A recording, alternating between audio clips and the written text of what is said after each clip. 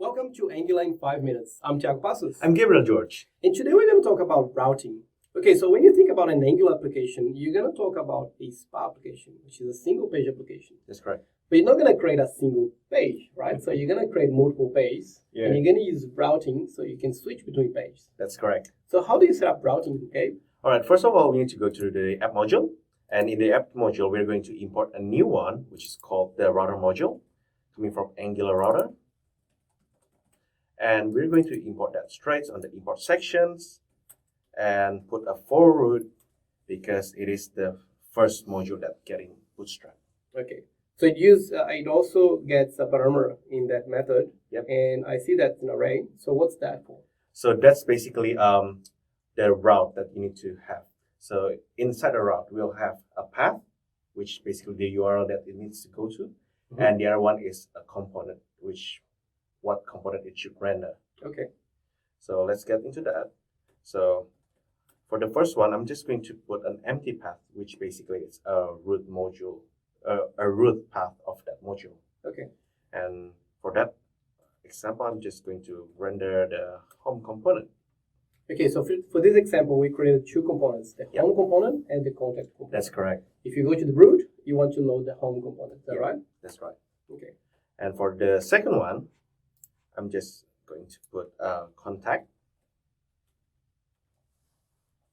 And I'm going to render contact component. Yeah. Awesome. So I saved it, but nothing is going to show. So yeah, nothing showed in the browser. No, nothing, because I haven't told Angular on where should we render it. Okay. So to tell Angular on where to render it, we need to put a tag in HTML, which is called router outlet. Okay. Once I save this, it's going to show it. So the home component is loaded like straight away. That's pretty good. Yeah.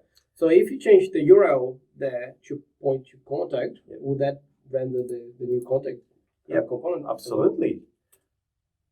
That's amazing. It is.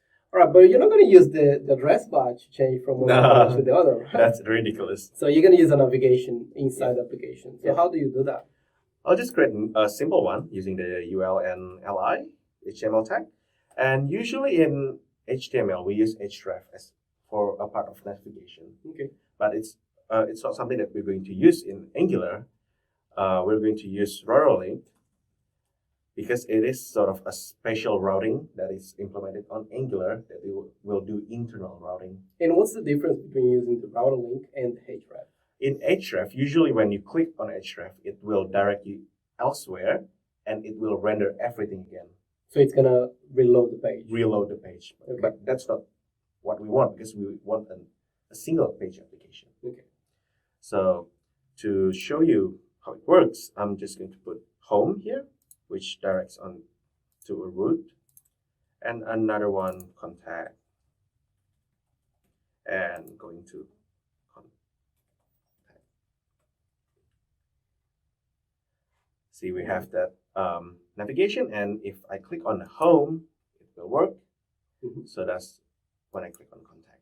That's pretty nice. That's very so.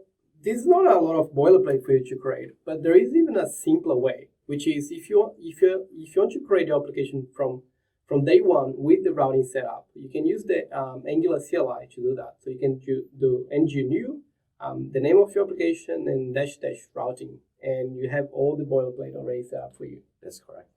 All right, guys, that's it for tonight. I hope you have enjoyed.